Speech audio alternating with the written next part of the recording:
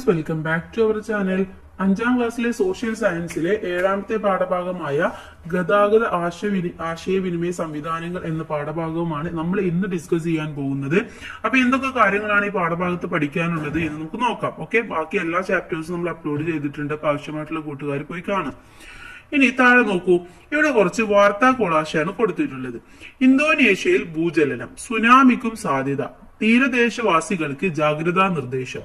ഹൃദയശാസ്ത്രക്രിയക്കായി കൊട്ടാരക്കര സ്വദേശിയുടെ ഹൃദയം എയർ ആംബുലൻസിൽ തിരുവനന്തപുരത്ത് നിന്ന് കൊച്ചിയിലെത്തിച്ചു. പ്രളയ ദുരിതാശ്വാസ ഏകോപനത്തിന് ജില്ലാ കളക്ടർമാരുമായി മുഖ്യമന്ത്രിയുടെ അടിയന്തര വീഡിയോ കോൺഫറൻസ്. അപ്പൊ ഇതാണ് നമുക്ക് തന്നിട്ടുള്ള വാർത്താ കൊളാശി. തിരുവനന്തപുരത്ത് നിന്ന് എത്രയും പെട്ടെന്ന് ഹൃദയം കൊച്ചിയിൽ എത്തിക്കാൻ കഴിഞ്ഞത് എങ്ങനെയായിരുന്നു? എയർ ആംബുലൻസിലാണ്. ഓക്കെ, എയർ ആംബുലൻസ് വഴിയാണ് തിരുവനന്തപുരത്ത് നിന്നും കൊച്ചിയിലേക്ക് ആ ഹൃദയം എത്തിച്ചത്. അപ്പൊ അവിടെ ആൻസർ ആയിട്ട് എയർ ആംബുലൻസ് എന്ന് എഴുതി കൊടുക്കാം. തീരദേശവാസികൾക്ക് ജാഗ്രതാ നിർദ്ദേശം നൽകിയത് എങ്ങനെയെല്ലാമാണ്? ആശയവിനിമയ സംവിധാനങ്ങളായ പത്രങ്ങള്, റേഡിയോ, ടെലിവിഷൻ, ഓൺലൈൻ മാധ്യമങ്ങൾ, സാമൂഹ്യ മാധ്യമങ്ങൾ വഴി ഇതൊക്കെ വഴിയാണ് തീരദേശവാസികൾക്ക് ജാഗ്രതാ നിർദ്ദേശം നൽകിയിട്ടുണ്ടായിരിക്കുക. ഇനി അടുത്തത്, പ്രളയ ദുരിതാശ്വാസ പ്രവർത്തനങ്ങളുടെ ഏകോപനം പെട്ടെന്ന് സാധ്യമായത് എങ്ങനെയായിരുന്നു? ഗതാഗത ആശയവിനിമയ സംവിധാനങ്ങളുടെ സഹായത്താലാണ്. ഈ സന്ദർഭങ്ങളെല്ലാം നിത്യജീവിതത്തിലെ ഗതാഗത ആശയവിനിമയ സംവിധാനങ്ങളുടെ പ്രസക്തി വ്യക്തമാക്കുന്നു. ഗതാഗത ആശയവിനിമയ സംവിധാനങ്ങൾ മനുഷ്യർക്കിടയിലുള്ള ഭൗതിക അകലം മറികടക്കുന്നതിനുള്ള മാർഗമാണ്. മനുഷ്യർ തമ്മിലുള്ള അകലം കണക്കിലെടുത്ത് പരസ്പരം ബന്ധിപ്പിക്കുന്ന ഫലപ്രദമായ സംവിധാനമാണിത്. ജനങ്ങളെയോ ചരക്കുകളെയോ ഒരു സ്ഥലത്ത് നിന്ന് മറ്റൊരു സ്ഥലത്തേക്ക് കൊണ്ടുപോകുന്നതിന് ഗതാഗതം സഹായകമാകുന്നു. ആശയവിനിമയത്തിൽ ഒരു ഉറവിടത്തിൽ നിന്ന് ആശയങ്ങളോ സന്ദേശങ്ങളോ മറ്റൊരിടത്തേക്ക് കൈമാറുന്നു. അപ്പൊ നമുക്കറിയാം, ആശയവിനിമയം എന്ന് പറയുന്നത് എന്താണ്? ഇന്ന് നമ്മൾ ഒരുപാട് പുരോഗതി കൈവരിച്ചിട്ടുണ്ട് അല്ലെ. ഇപ്പൊ നമുക്ക് ദൂരെയുള്ള ഒരാളെ കാണണമെങ്കിലോ സംസാരിക്കണമെങ്കിലോ നമുക്ക് ഒരു പ്രയാസവും കൂടാതെ നമുക്ക് ചെയ്യാവുന്ന കാര്യമാണ് അല്ലെ. വാട്സപ്പ് ആയിക്കോട്ടെ, അല്ലെങ്കിൽ മറ്റുള്ള മാധ്യമ സംവിധാനങ്ങളൊക്കെ നമുക്ക് അതിനുള്ള സൗകര്യങ്ങൾ തരുന്നുണ്ട്. അപ്പൊ അതുകൊണ്ട് തന്നെ എന്താണ് അവിടെ സംഭവിക്കുന്നത്? ഭൗതികമായിട്ടുള്ള അകലം കുറയ്ക്കുകയാണ് ചെയ്യുന്നത്. ഇനി ഗതാഗതം നോക്കുകയാണെങ്കിലോ, ഇപ്പോ അമേരിക്കയിലുള്ള ഒരാളെ നമുക്ക് കാണണമെന്നുണ്ടെങ്കിൽ നമ്മൾ എന്ത് ചെയ്താൽ മതി? നമുക്ക് വിമാനല്ലേ, വ്യോമഗതാഗതത്തിലൂടെ വളരെ ഈസി ആയിട്ട് മണിക്കൂറുകൾക്കുള്ളിൽ നമുക്ക് അവിടെ എത്തിച്ചേരാനും ആ ആളെ കാണാനും നമുക്ക് സാധിക്കുന്നുണ്ട്. അപ്പൊ അതൊക്കെയാണ് ഈ ഒരു ഗതാഗതം ആശയവിനിമയം എന്ന ഈ ഒരു ചാപ്റ്ററിൽ നമുക്ക് പഠിക്കാനുള്ളത്. എന്തായാലും നമുക്ക് നോക്കാം. ഇനി ഇവിടെ ഗതാഗതത്തിൽ നോക്കൂ, നീനുവിന്റെ തപാൽ സ്റ്റാമ്പ് ആൽബത്തിലെ ഒരു പേജാണ് മുകളിൽ നൽകിയിരിക്കുന്നത്. വിവിധ കാലഘട്ടങ്ങളിലെ ഗതാഗത വികാസത്തെ കുറിച്ച് ഇന്ത്യൻ തപാൽ വകുപ്പ് പുറത്തിറക്കിയ സ്റ്റാമ്പുകളാണിവ. ഈ സ്റ്റാമ്പുകളിൽ കാണുന്ന വാഹനങ്ങൾ ഏതൊക്കെയാണെന്ന് കണ്ടെത്താൻ വേണ്ടി പറയുന്നുണ്ട്. അപ്പൊ ഇവിടെ ഒരുപാട് സ്റ്റാമ്പുകൾ തന്നിട്ടുണ്ട് അല്ലെ. ഇവിടെ എന്താണ്? പല്ലക്ക്, school rickshaw, cycle rickshaw, bus, double decker bus, car, ഇതൊക്കെയാണ് നമുക്ക് ഇവിടെ കാണാൻ വേണ്ടി സാധിക്കുന്നത്. സ്റ്റാമ്പുകളിൽ കാണുന്ന വാഹനങ്ങൾ ഇന്ന് നമ്മുടെ നാട്ടിൽ പ്രചാരത്തിലുള്ളവയാണോ? ചിലതൊക്കെ ഉണ്ട് അല്ലെ. ഡബിൾ ഡെക്കർ ബസ്സൊക്കെ ഇന്നുണ്ട്, കാറുണ്ട്, ബസ് ഉണ്ട്, ഓട്ടോറിക്ഷ ഉണ്ട്. പക്ഷെ ഈ ഓട്ടോറിക്ഷയ്ക്ക് ഇതേപോലെയല്ല, ഒരുപാട് മാറ്റങ്ങൾ സംഭവിച്ചിട്ടുണ്ട്. അപ്പൊ ഒരുപാട് മാറിയിട്ടുണ്ട് അല്ലെ. ഇനി വാഹനങ്ങൾ ഉപയോഗിക്കുന്ന ഏക ജീവവർഗം മനുഷ്യരാണെന്ന് നമുക്കറിയാമല്ലോ. പണ്ട് കാലത്ത് വാഹനങ്ങൾക്ക് പകരമായി ഉപയോഗിച്ചിരുന്ന ആന, കുതിര, കാള, ഒട്ടകം തുടങ്ങിയ മൃഗങ്ങളായിരുന്നു. എന്തെല്ലാം ആവശ്യങ്ങൾക്കാണ് മനുഷ്യർ ഇന്ന് വാഹനങ്ങൾ ഉപയോഗിക്കുന്നത്? എന്തിനൊക്കെയാണ്? സഞ്ചാരത്തിന്, ചരക്കുകൾ ഒരിടത്തു നിന്ന് മറ്റൊരിടത്തേക്ക് കൊണ്ടുപോകുന്നതിന്, അടിയന്തര സേവനങ്ങൾക്ക്, വിനോദത്തിന് അല്ലെ. ഇതിനൊക്കെ നമ്മൾ എന്ത് ഉപയോഗിക്കുന്നുണ്ട്? വാഹനങ്ങൾ ഉപയോഗിക്കുന്നുണ്ട്. ഇവിടെ വാഹനത്തെ കുറിച്ചിട്ട് പറയുന്നുണ്ട്, വഹിച്ചു കൊണ്ടുപോകുന്ന ഉപകരണം എന്നാണ് വാഹനം എന്ന പദത്തിന്റെ അർത്ഥം. മനുഷ്യർ സഞ്ചാരത്തിനായും ചരക്കുകൾ കൊണ്ടുപോകുന്നതിനായും ഉപയോഗിക്കുന്ന യാന്ത്രികേതര സംവിധാനങ്ങളാണ് വാഹനങ്ങൾ എന്ന് പറയുന്നത്. ഇനി വാഹനങ്ങളുടെ കണ്ടുപിടുത്തത്തിന് മുമ്പ് ഈ ആവശ്യങ്ങൾ എങ്ങനെയായിരിക്കും നിറവേറ്റിയിട്ടുണ്ടാവുക എന്നാണ് ചോദിച്ചിട്ടുള്ളത്.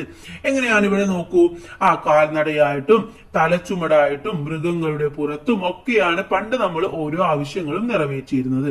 അന്നൊന്നും നമുക്ക് ഇത്തരത്തിലുള്ള വാഹനങ്ങളൊന്നും ലഭ്യമായിരുന്നില്ല. ഇത്തരം മാർഗങ്ങൾ എന്തെല്ലാം പരിമിതികൾ ഉണ്ടായിരുന്നു? ഒന്ന്, വർദ്ധിച്ചു വരുന്ന ആവശ്യങ്ങൾ നിറവേറ്റാൻ കഴിഞ്ഞിരുന്നില്ല. ഒരുപാട് ആവശ്യം ഉണ്ടാകുമ്പോൾ നമുക്ക് നമ്മൾ തലയിൽ ചുമന്ന് പോവുകയാണെങ്കിൽ നമ്മൾ ടയേർഡ് ആവും. ഇനി മൃഗങ്ങളാണെങ്കിലോ, മൃഗങ്ങളും ടയേർഡ് ആവും. അപ്പൊ അതുകൊണ്ട് നമുക്ക് ഒരുപാട് ആവശ്യങ്ങളൊന്നും നമുക്ക് നിറവേറ്റാൻ സാധിക്കില്ല. അതുപോലെ തന്നെ മനുഷ്യാധ്വാനം കൂടുതലായിരുന്നു, കാലതാമസം നേരിടേണ്ടി വന്നു. ഇതൊക്കെയാണ് പ്രധാനമായിട്ടുള്ള പരിമിതികൾ എന്ന് പറയുന്നത്. ഇനി മുകളിൽ സൂചിപ്പിച്ച പരിമിതികൾ മറികടക്കാനാണ് മനുഷ്യർ വാഹനങ്ങൾ വികസിപ്പിച്ചെടുത്തത്. ചക്രങ്ങളുടെ കണ്ടുപിടുത്തമാണ് ഗതാഗത രംഗത്തെ മാറ്റങ്ങൾക്ക് അടിസ്ഥാനമായത്. ഇനി നമുക്ക് നോക്കാം ചക്രത്തിൽ നിന്ന് വാഹനത്തിലേക്ക് എങ്ങനെയാണ് മാറിയിട്ടുണ്ടായത്. മനുഷ്യരുടെ ജീവിതത്തെ മാറ്റിമറിച്ച ചക്രത്തിന്റെ കണ്ടുപിടുത്തം ഒരൊറ്റ ദിവസം കൊണ്ട് സംഭവിച്ചതല്ല. ഉരുളൻ മരത്തടിക്ക് മുകളിൽ സാധനങ്ങൾ വെച്ച് ഉരുട്ടിയാൽ ഭാരനീക്കം എളുപ്പമാകുമെന്ന് മനസ്സിലാക്കിയ മനുഷ്യൻ ഉരുളുകളെ ചെറുതാക്കി ചക്രങ്ങളാക്കി. അപ്പൊ എന്താണ് ചക്രം എന്ന് പറയുന്നത്? ഒരൊറ്റ നിമിഷം കൊണ്ടോ അല്ലെങ്കിൽ വളരെ പെട്ടെന്നോ ഉണ്ടായ ഒന്നല്ല. മനുഷ്യരിങ്ങനെ കണ്ടുപിടിച്ചു, അതിലൂടെയാണ് അവർ ഓരോ കാര്യങ്ങളും ചെയ്തപ്പോഴാണ് മനസ്സിലായത് എന്താണ്, ഇത് വളരെ ഈസി ആണെന്ന് മനസ്സിലാവുകയും പിന്നീടാണ് അത് ചെറുതാക്കി അവർ ചക്രങ്ങളാക്കി മാറ്റിയത്. 1976 സ്വിറ്റ്സർലാൻഡിൽ സൂറിച്ച് തടാകത്തിന്റെ തീരത്ത് നിന്ന് കണ്ടെത്തിയ ഏകദേശം 4500 അധികം വർഷം പഴക്കമുള്ള ചക്രത്തിന്റെ ഭാഗങ്ങളാണ് ചിത്രത്തിൽ കാണുന്നത്. മേപ്പിൾ മരപ്പലകകൾ കൊണ്ട് നിർമ്മിച്ച ഈ ചക്രത്തിന്റെ ഭാഗം സ്വിസ് ഇന്റർനാഷണൽ മ്യൂസിയത്തിൽ സൂക്ഷിച്ചിട്ടുണ്ട്. അപ്പോൾ ഇതാണ് ആദ്യത്തെ ചക്രം എന്ന് നമുക്ക് അറിയില്ല, പക്ഷെ പണ്ട് വളരെ പഴക്കമുള്ള ഒരു ചക്രം എന്ന് പറയുന്നത് ഇതാണ്. ഇവിടെ നോക്കൂ, ചക്രത്തിന്റെ ഓരോ ഡെവലപ്മെന്റ് ആണ് ഇവിടെ കാണിച്ചിട്ടുള്ളത്. ആദ്യം ഉണ്ടായിരുന്നത് ഇന്ന് കാണുന്ന രീതിയിലേക്ക് മാറിയതാണ് ഇവിടെ തന്നിട്ടുള്ളത്. ഇനി മെസപ്പൊട്ടോമിയയിൽ ഏകദേശം 5000 വർഷങ്ങൾക്ക് മുമ്പ് മെസപ്പൊട്ടോമിയക്കാർ ചക്രങ്ങൾ നിർമ്മിച്ചിരുന്നതായി കരുതപ്പെടുന്നുണ്ട്. അവരുടെ ചക്രങ്ങൾ കട്ടിയുള്ള 3 കഷ്ണങ്ങൾ പലകകൾ ചേർത്ത് വെച്ച് തോൽപ്പട്ടയിൽ ചെമ്പാണി തറച്ച തരത്തിൽ ആയിരുന്നു. പിന്നീട് ഈജിപ്തുകാരും റോമക്കാരും ചക്രങ്ങളെ കൂടുതൽ മെച്ചപ്പെടുത്തി. ഇന്നത്തെ ഇറാഖ് ഉൾപ്പെടുന്ന പ്രദേശമാണ് മെസപ്പൊട്ടോമിയൻ സംസ്കാരം വളർന്നു വന്നത്. യൂഫ്രട്ടീസ്, ടൈഗ്രീസ് എന്നീ നദികൾക്കിടയിലാണ് ഈ പ്രദേശം. 2 നദികൾക്കിടയിലുള്ള പ്രദേശം എന്നാണ് മെസപ്പൊട്ടോമിയ എന്ന വാക്കിൽ അർത്ഥം. അപ്പൊ മെസപ്പൊട്ടോമിയയിലും ഇതേപോലെ തന്നെ 5000 വർഷങ്ങൾക്ക് മുമ്പ് ചക്രങ്ങൾ നിർമ്മിച്ചിരുന്നതായിട്ട് കരുതപ്പെടുന്നുണ്ട്. ഒരുപാട് എന്തെങ്കിലും തെളിവുകൾ കിട്ടിയിട്ടുണ്ടാവും. ഇനിയുള്ള ചിത്രങ്ങൾ ശ്രദ്ധിക്കൂ. ഇതിൽ ഓരോ തരത്തിലുള്ള ചിത്രങ്ങളാണ് അല്ലെ മനുഷ്യർ ചെയ്യുന്നതും അതുപോലെ തന്നെ കുതിരകളെ കൊണ്ടൊക്കെ ചെയ്യിപ്പിക്കുന്നത്. ചക്രങ്ങൾ മുൻകാലങ്ങളിൽ ഗതാഗതത്തിന് എങ്ങനെയെല്ലാം ഉപയോഗിച്ചുവെന്ന് കാണിക്കുന്ന ചിത്രങ്ങളാണ് നൽകിയിട്ടുള്ളത്. ഇവയിൽ നിന്ന് എന്തെല്ലാം വിവരങ്ങളാണ് ലഭിക്കുന്നത്? ഒന്ന്, ചക്രങ്ങൾ ഘടിപ്പിച്ച വണ്ടികൾ മനുഷ്യർ വലിച്ചു കൊണ്ടുപോയിരുന്നു എന്ന് നമുക്ക് മനസ്സിലാക്കാൻ വേണ്ടി സാധിക്കും. അതാണ് ഫസ്റ്റ് പിക്ചറിൽ കാണുന്നത്. പിന്നെ ചക്രങ്ങൾ ഘടിപ്പിച്ച വണ്ടികൾ മൃഗങ്ങളെ ഉപയോഗിച്ച് വലിച്ചു കൊണ്ടുപോയിരുന്നു എന്നുള്ളത് നമുക്ക് മനസ്സിലാക്കാം. പിന്നെന്താണ്, ചക്രങ്ങൾ ഘടിപ്പിച്ച വണ്ടികളിൽ മനുഷ്യർ യാത്ര ചെയ്തിരുന്നു എന്ന് മനസ്സിലാക്കാൻ സാധിക്കുന്നു. കൂടാതെ ചക്രങ്ങൾ ഘടിപ്പിച്ച വണ്ടികളിൽ മനുഷ്യർ യാത്ര ചെയ്തിരുന്നതിനോടൊപ്പം തന്നെ സാധനങ്ങളും കൊണ്ടുപോയിരുന്നു. അപ്പൊ ഇതും നമുക്ക് ഈ ഒരു 4 ചിത്രത്തിലൂടെ മനസ്സിലാക്കാൻ വേണ്ടി സാധിക്കും. ആദ്യകാലങ്ങളിൽ മനുഷ്യർ വലിച്ചു കൊണ്ടുപോകുന്നതും മൃഗങ്ങൾ വലിച്ചു കൊണ്ടുപോകുന്നതുമായ ചക്രവണ്ടികളാണ് വിവിധ ഗതാഗത ആവശ്യങ്ങൾക്ക് ഉപയോഗിച്ചിരുന്നത്.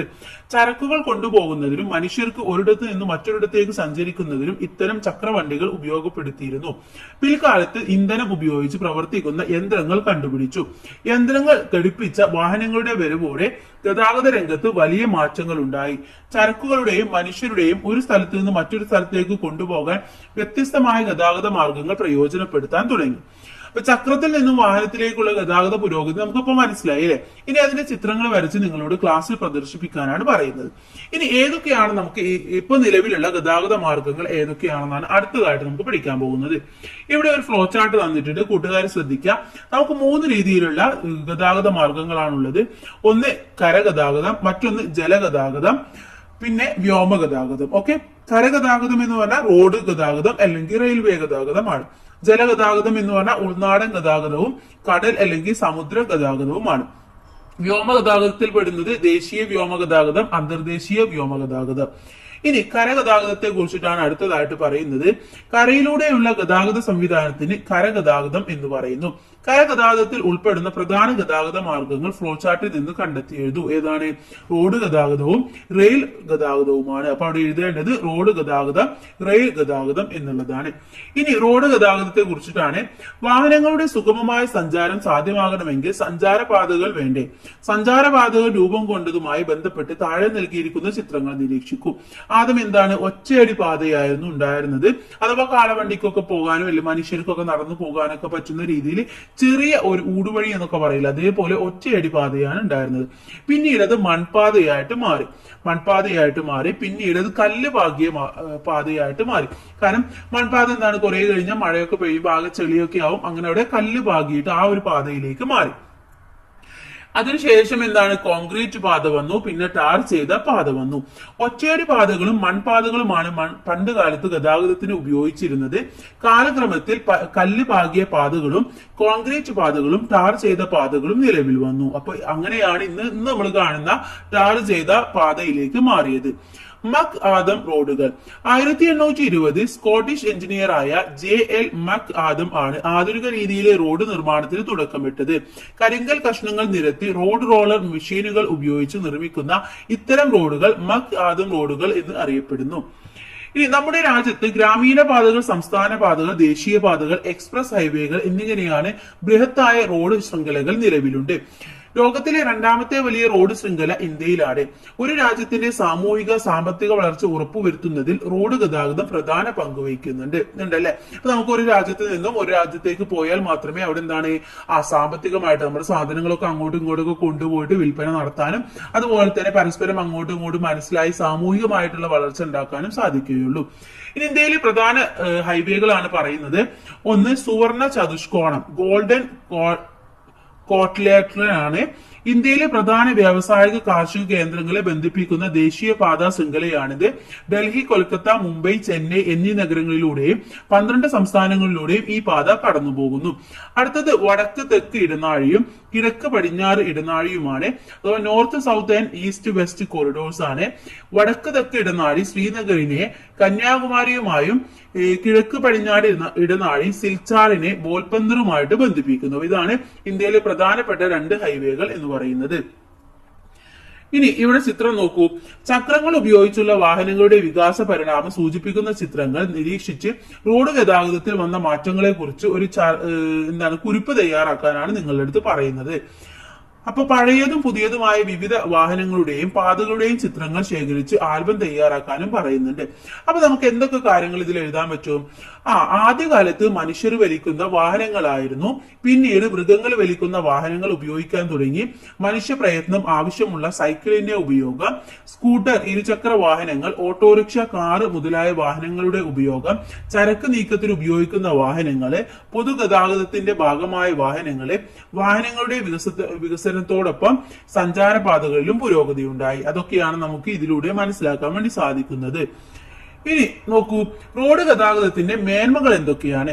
താരതമ്യേന ചെലവ് കുറവാണ്, എല്ലാ വിഭാഗം ജനങ്ങൾക്കും പ്രാപ്യമാക്കുന്നു, ഹ്രസ്വദൂര യാത്രകൾക്ക് ഏറ്റവും അനുയോജ്യമാണ്, അതുപോലെ സൗകര്യപ്രദമാണ്, വിവിധോദ്ദേശ സേവനം, അതുപോലെ ഉൾപ്രദേശങ്ങളിലേക്കുള്ള ഗതാഗത മാർഗം. ഇതൊക്കെ നമുക്ക് ഈ റോഡ് ഗതാഗതത്തിന്റെ മേന്മകളായിട്ട് പറയാം. ഇനി അടുത്തത് റെയിൽ ഗതാഗതത്തെ കുറിച്ചിട്ടാണ് പറയുന്നത്. കരഗതാഗതത്തിലെ 2ാമത്തെ മാർഗമാണ് റെയിൽ ഗതാഗതം. ഏത് പ്രായക്കാർക്കും കൗതുകം ഉണർത്തുന്ന ഒരു കാഴ്ച തന്നെയാണല്ലോ തീവണ്ടി. കരയിലെ ഏറ്റവും വേഗതയേറിയ ഗതാഗത സംവിധാനമാണിത്. ബ്രിട്ടനിലാണ് റെയിൽവേ സംവിധാനം ആരംഭിച്ചത്. ആവിയന്ത്രത്തിന്റെ കണ്ടുപിടുത്തത്തോടെയാണ് ലോക്കോമോട്ടീവ് എന്ന തീവണ്ടി ഉദയം ചെയ്തത്. 1825 ജോർജ് സ്റ്റീവൻസൺ ബ്രിട്ടനിൽ ആദ്യത്തെ ലോക്കോമോട്ടീവ് തീവണ്ടി എഞ്ചിൻ നിർമ്മിച്ചു. ഇത് പ്രവർത്തിപ്പിക്കാനുള്ള ഇന്ധനമായി കൽക്കരിയാണ് ഉപയോഗിച്ചിരുന്നത്. പിൽക്കാലത്ത് സാങ്കേതിക വികാസത്തിന്റെ ഫലമായി ഡീസൽ എഞ്ചിനുകളും ഇലക്ട്രിക് എഞ്ചിനുകളും നിലവിൽ വന്നു. ഇനി 1825 ഇംഗ്ലണ്ടിലെ സ്കോട്ട്ലാൻഡ്, ഡാർലിംഗ്ടൺ എന്നീ നഗരങ്ങളെ ബന്ധിപ്പിച്ചുകൊണ്ട് ലോകത്തെ ആദ്യത്തെ റെയിൽ പാത നിർമ്മിക്കപ്പെട്ടു.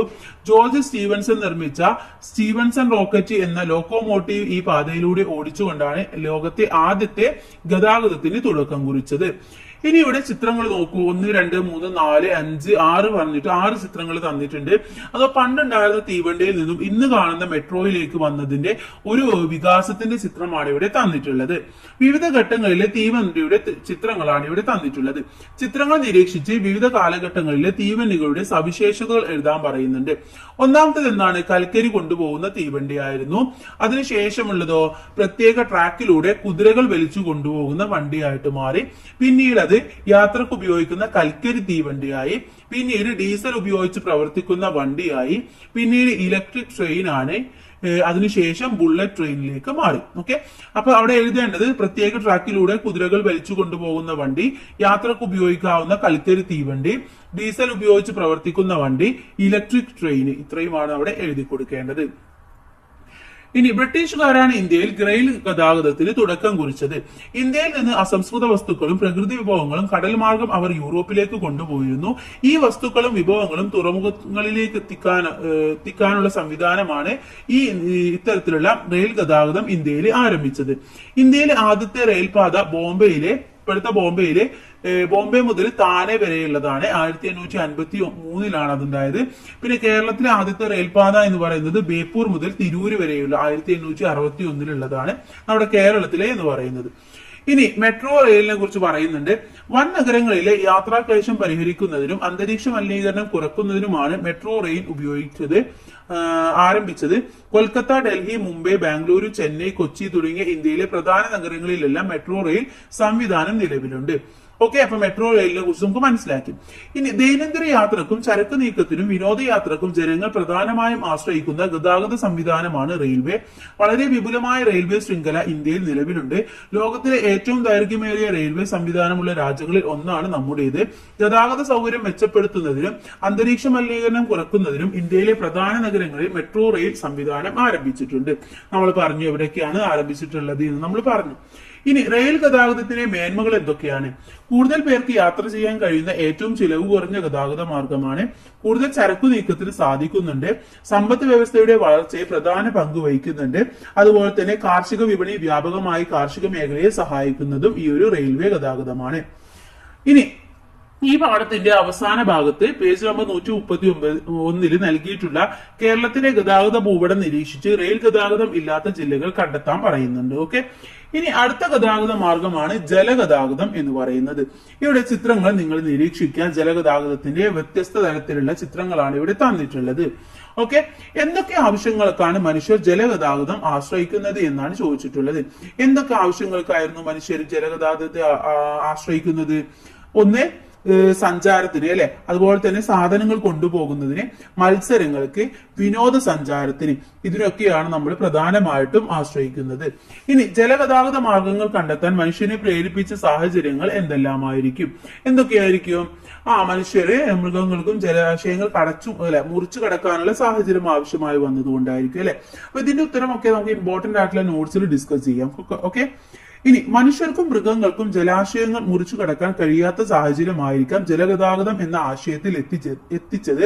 ഒറ്റത്തടിയും ചെങ്ങാട്ടങ്ങളും ഉപയോഗിച്ചിരുന്ന മനുഷ്യർ ഒറ്റത്തടിയുടെ മധ്യഭാഗം തീയിട്ട് കഴിച്ച് പൊള്ളയാക്കിയാണ് ആദ്യകാലത്ത് തോണികൾ നിർമ്മിച്ചിരുന്നത്. പിന്നീട് പണിയായുധങ്ങളുടെ കണ്ടെത്തൽ തോണി നിർമ്മാണം എളുപ്പമാക്കി. ക്രമേണ പലതരത്തിലുള്ള വള്ളങ്ങളും പായ്ക്കപ്പലുകളും നിർമ്മിച്ചു. ഇന്ന് ജലഗതാഗതത്തെ കൂടുതൽ മെച്ചപ്പെടുത്തിക്കൊണ്ടിരിക്കുകയാണ്. ഇനി നിങ്ങൾ സഞ്ചരിച്ചിട്ടുള്ള ജലഗതാഗത വാഹനങ്ങളുടെ ഏതൊക്കെയാണെന്ന് ചോദിച്ചിട്ടുണ്ട്. അപ്പോൾ നിങ്ങൾക്ക് പരിചിതമായ സൗഹൃദ വസ്തുക്കൾ ഉപയോഗിച്ച് ഇത്തരത്തിലുള്ള വാഹനങ്ങൾ, ജലഗതാഗത വാഹന മാതൃകകൾ ഉണ്ടാക്കാനും പറയുന്നുണ്ട്. ഇനി താഴെ നോക്കൂ.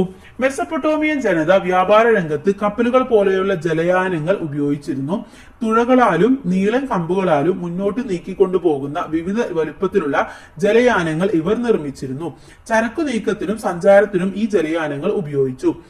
സിന്ധു നദീതട സംസ്കാര കേന്ദ്രമായ ഗുജറാത്തിലെ ലോഥലിൽ കപ്പൽ നിർമ്മാണ കേന്ദ്രത്തിന്റെ അവശിഷ്ടങ്ങൾ കണ്ടെത്തിയിട്ടുണ്ട്. ലോഥലിൽ നിന്ന് കണ്ടെത്തിയ മുദ്രകളിലും ഹാരപ്പയിൽ നിന്ന് കണ്ടെത്തിയ മെസപ്പൊട്ടോമിയ മുദ്രകളിലും ബോട്ടിന്റെ രൂപങ്ങൾ പതിച്ചിട്ടുണ്ട്. ഇത് ഇക്കാലത്ത് ജലഗതാഗതം നിലനിരുന്നതായിട്ട് നമുക്ക് തെളിവ് ലഭിച്ചിട്ടുണ്ട്. ഓക്കെ, ഇതിൽ നിന്ന് നമുക്ക് അന്നത്തെ കാലത്തും ഇതുണ്ടായിരുന്നു എന്നൊക്കെ മനസ്സിലാക്കാൻ വേണ്ടി സാധിക്കും.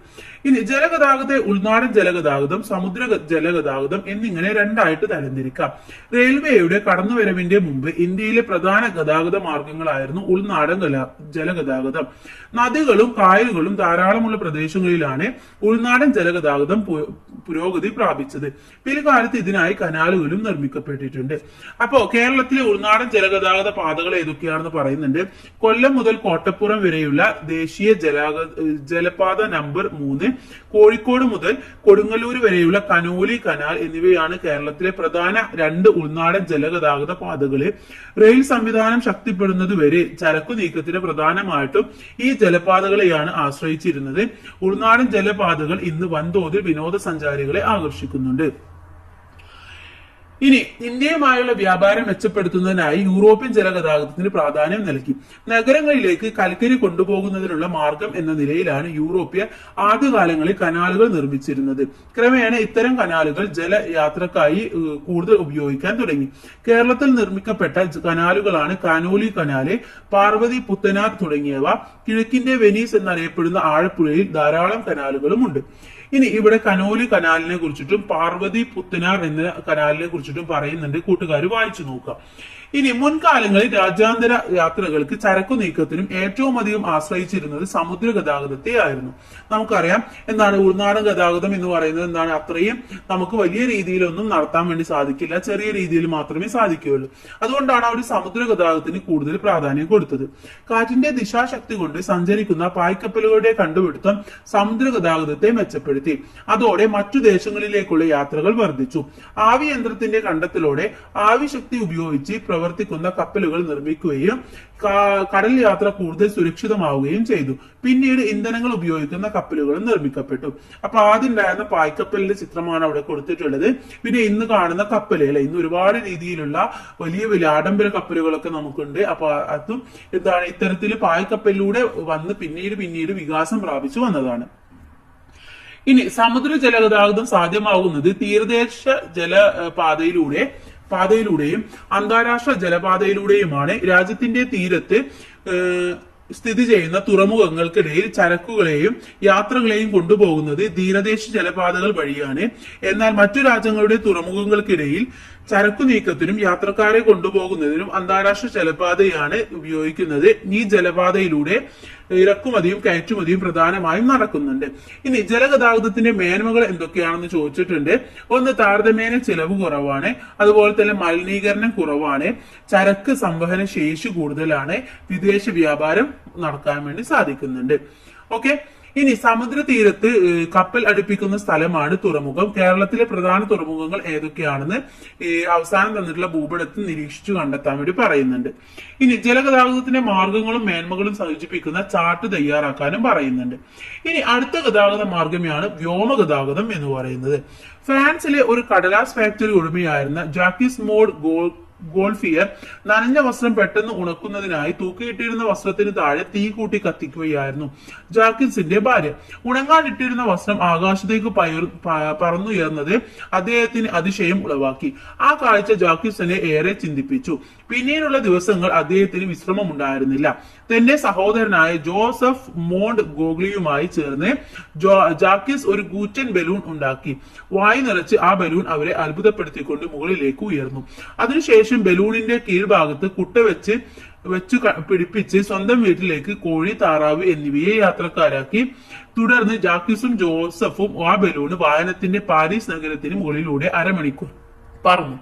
അപ്പൊ ഇതാണ് ഈ കുറിപ്പിലൂടെ എന്താ നമുക്ക് മനസ്സിലായത്? ഇതാണ് 1783 ഉണ്ടായ സംഭവമാണിത്.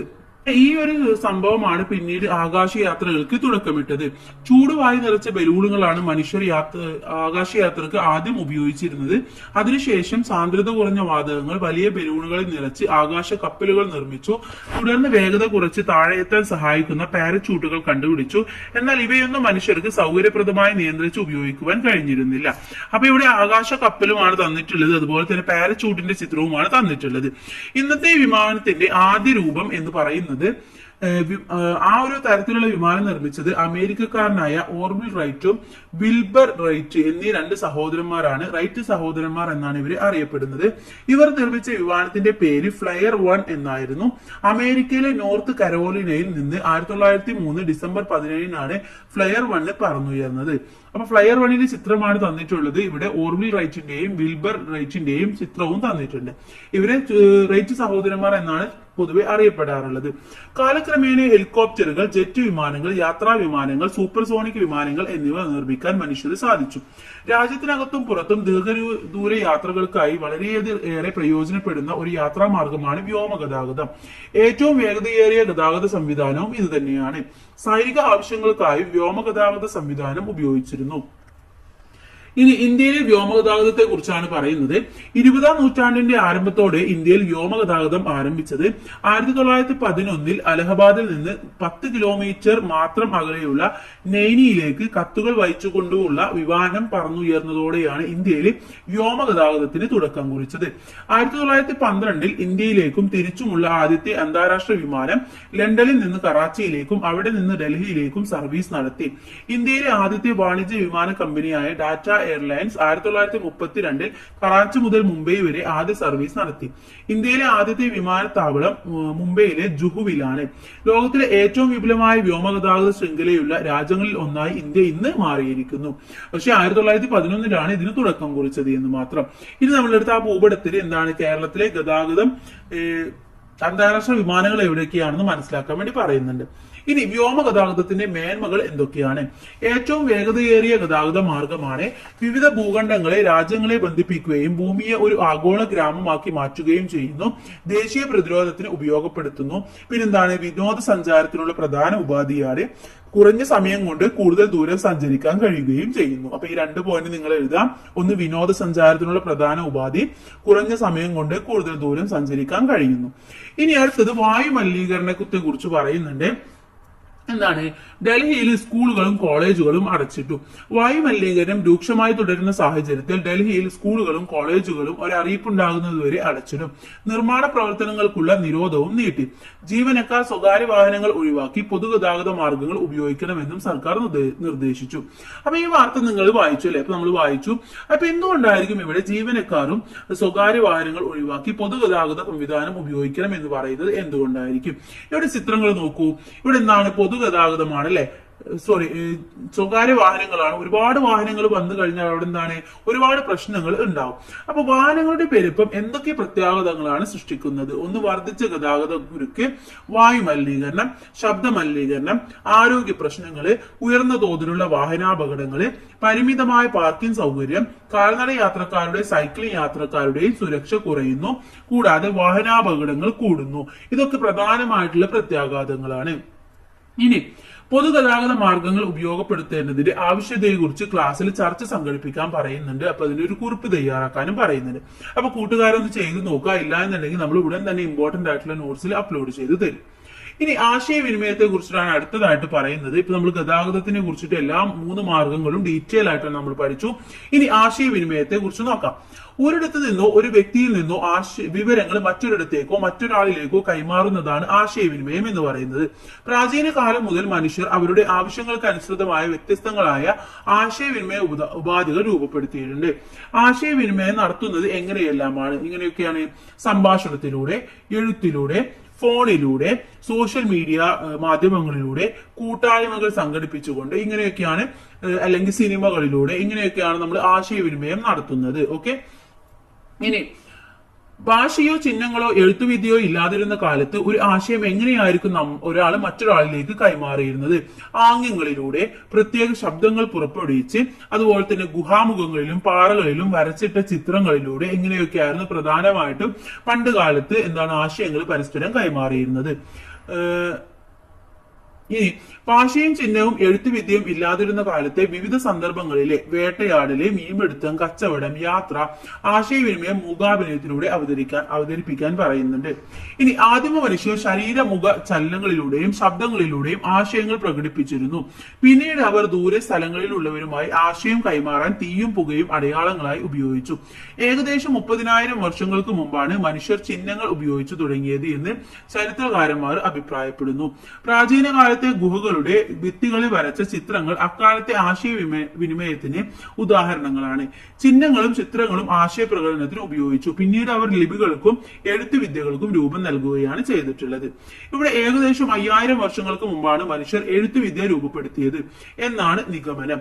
സുമേറിയക്കാരാണ് ആദ്യമായി എഴുത്തുവിദ്യ വികസിപ്പിച്ചത്. ക്യൂണിഫോം എന്ന പേരിൽ ഈ ലിപി അറിയപ്പെട്ടു. ഇവ കളിമൺ ഫലകങ്ങളിലാണ് എഴുതിയിരിക്കുന്നത്. ഈജിപ്തിൽ രൂപം കൊണ്ട ലിപിയാണ് ഹൈറോഗ്ലിഫിക്സ് എന്ന് പറയുന്നത്. അപ്പൊ ഇവിടെ ക്യൂണിഫോം ലിപിയുടെയും ഹൈറോഗ്ലിഫിക്സ് ലിപിയുടെയും ചിത്രമാണ് ഇവിടെ തന്നിട്ടുള്ളത്. ഓക്കെ, ഇനി വാർത്തകളും സന്ദേശങ്ങളും കൈമാറുന്നതിന് വിവിധ കാലഘട്ടങ്ങളിൽ ഉപയോഗിച്ചിരുന്ന മാർഗങ്ങളാണ് എന്താണ് ശില. എഴുതാൻ ഉപയോഗിച്ചിരുന്ന പ്രതലം എന്ന് പറയുന്നത് ശിലയായിരുന്നു. കൂർത്ത കല്ലായിരുന്നു ഉപകരണം.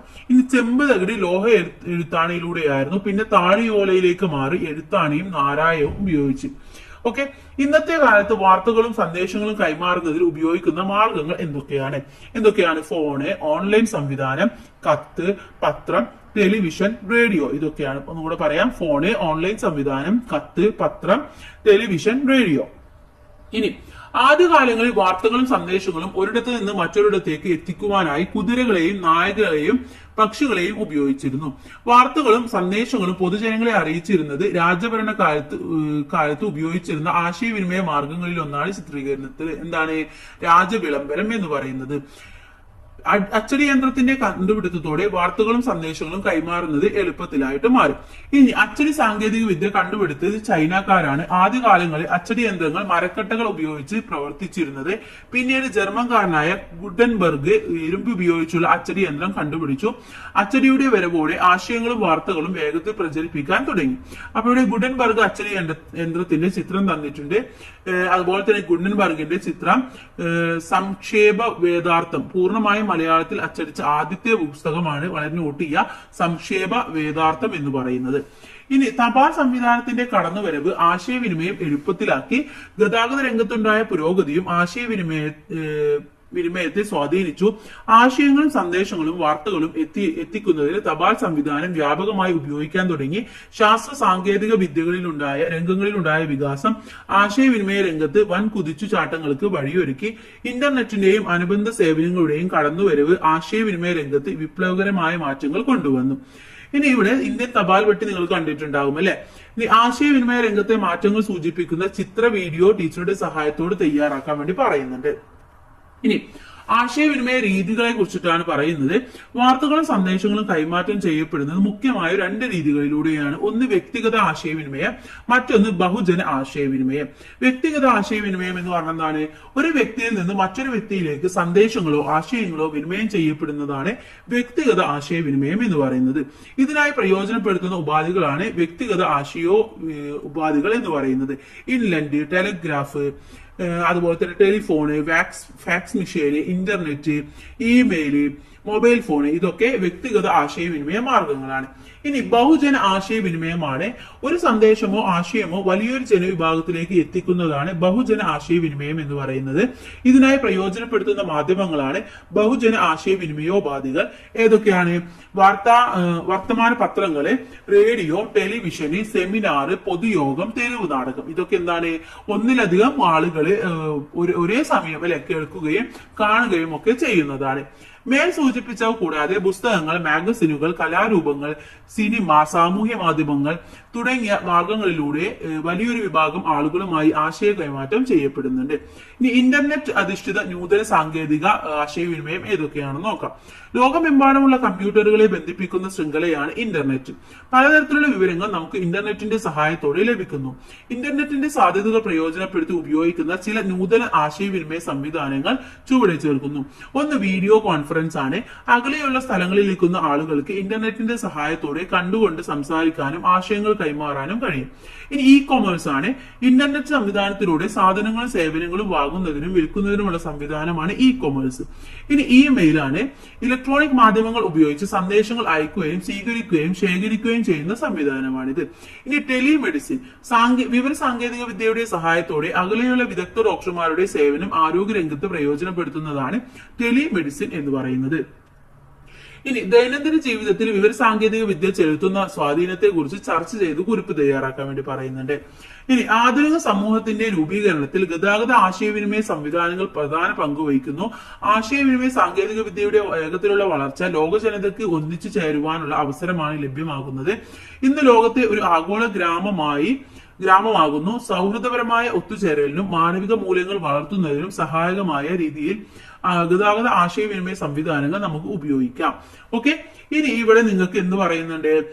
കേരളം അതിൽ എന്തൊക്കെയാണ്? തുറമുഖങ്ങളും വിമാനത്താവളങ്ങളും റെയിൽവേയും ഒക്കെ, MC റോഡ്, ദേശീയപാത, ജില്ലാ അതിർത്തി, ഇതൊക്കെയാണ് ഇതിൽ അടയാളപ്പെടുത്തിയിട്ടുള്ളത്. അപ്പൊ ഇതിൽ തുറമുഖങ്ങൾ ഏതൊക്കെയാണ് നമുക്ക് ഈ ഒരു ചിഹ്നം വെച്ചുകൊണ്ട് മനസ്സിലാക്കാം. കൊച്ചി തുറമുഖമാണ് നമുക്ക്, പിന്നെ വിഴിഞ്ഞം തുറമുഖം, ഈ 2 തുറമുഖങ്ങളാണുള്ളത്. ഇനി വിമാനത്താവളങ്ങളാണെങ്കിൽ കണ്ണൂർ അന്തർദേശീയ വിമാനത്താവളം, കോഴിക്കോട് അന്തർദേശീയ വിമാനത്താവളം, കൊച്ചി അന്തർദേശീയ വിമാനത്താവളം, തിരുവനന്തപുരം അന്തർദേശീയ വിമാനത്താവളം, ഇതൊക്കെയാണ് മെയിൻ ആയിട്ട് ഉള്ളത്. ഇനി റെയിൽപാതകൾ ഏതിനൊക്കെയാണ് പോകുന്നത് എന്നും, MC റോഡ് ഏതാണ്, ദേശീയപാത ഏതാണ്, ജില്ലാ അതിർത്തി ഏതാണ് എന്നൊക്കെ ഇതിലൂടെ മനസ്സിലാക്കാൻ വേണ്ടി സാധിക്കും. ഓക്കെ, അപ്പൊ ഇത്രയുമാണ് നമ്മുടെ ഈ ഒരു പാഠഭാഗം എന്ന് പറയുന്നത്. ഇത് നമ്മൾ ഗതാഗതത്തെ കുറിച്ചിട്ടും ആശയവിനിമയത്തെ കുറിച്ചിട്ടും നമ്മൾ പണ്ട് മുതലും ഇന്ന് നിലവിലുള്ള സാങ്കേതിക വിദ്യകളെ കുറിച്ച് വരെ നമ്മൾ മനസ്സിലാക്കി. അപ്പൊ എല്ലാ കൂട്ടുകാർക്കും ഇതുവരെ പറഞ്ഞ കാര്യങ്ങളൊക്കെ മനസ്സിലായിട്ടുണ്ടാവും. ഓക്കെ, ഇനി നമുക്കിതിലെ ഇമ്പോർട്ടന്റ് ആയിട്ടുള്ള നോട്ട്സും കുറിപ്പ് എഴുതാം, അതുപോലെ തന്നെ ചർച്ച ചെയ്യാം. അത്തരത്തിലുള്ള പ്രവർത്തനങ്ങളും കൂടെ നമുക്ക് അടുത്ത വീഡിയോയിൽ ഡിസ്കസ് ചെയ്യാം. എല്ലാ കൂട്ടുകാർക്കും താങ്ക്സ് ഫോർ വാച്ചിങ്.